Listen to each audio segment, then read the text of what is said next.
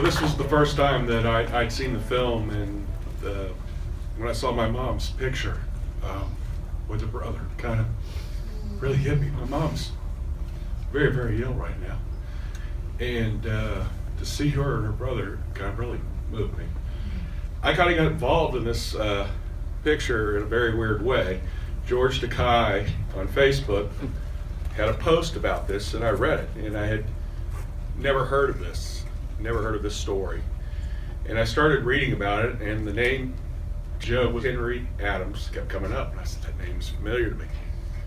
So I called my mother, and I said, your brother was killed in a fire in New Orleans, and she goes, yeah. And his name's Joe's Henry Adams. She said, yes. Is it this fire? And she said, yes.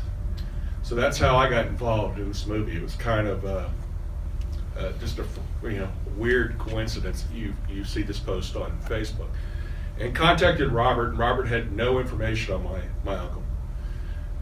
My uncle was 51 years old when we died in this fire. His reason for being in New Orleans at the time was his father was in the hotel business, and he wanted him to learn the hotel business outside of Miami, and he worked at the Roosevelt.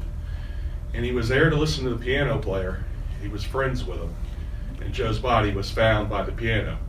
Joe's partner, Sid, made it out.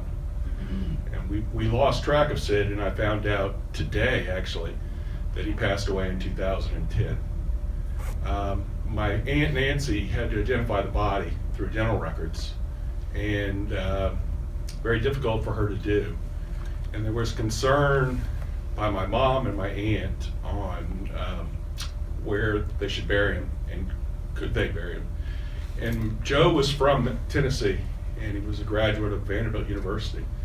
And they decided to bury him with his grandmother in East Tennessee. And they basically told a white lie because they were afraid that they would not bury him. He was cremated with his grandmother, and he ended up being, in this particular county, the first person cremated and buried in the county. And so it's really full circle. I'm also a father of a gay son, and he really encouraged me today to come here and say a few words about Joe. And my mom, who really wishes she could be here, she thought it was really important to know that Joe was a decorated soldier in World War II, and was at Iwo Jima on the first day of the war there, and served 2 tours of the Navy. He was a closeted gay man. He would never, my mom and her sisters never knew he was gay until after this fire. And I'm very proud of my son for coming out the way he did. I thought it was a huge, very huge moment for him, and a moment of strength for him. And I feel sad for Joe, the fact that he felt he couldn't do that. And his sisters, in the way I was raised, they loved him. And it wouldn't have mattered if he was gay or not, but he was so afraid that he wouldn't do it. And that's, when I was talking to my mom in the hospital this morning, that's the point that made her the most upset, is that he couldn't come to her. He couldn't come to his sisters. And that still bothers her 43 years later.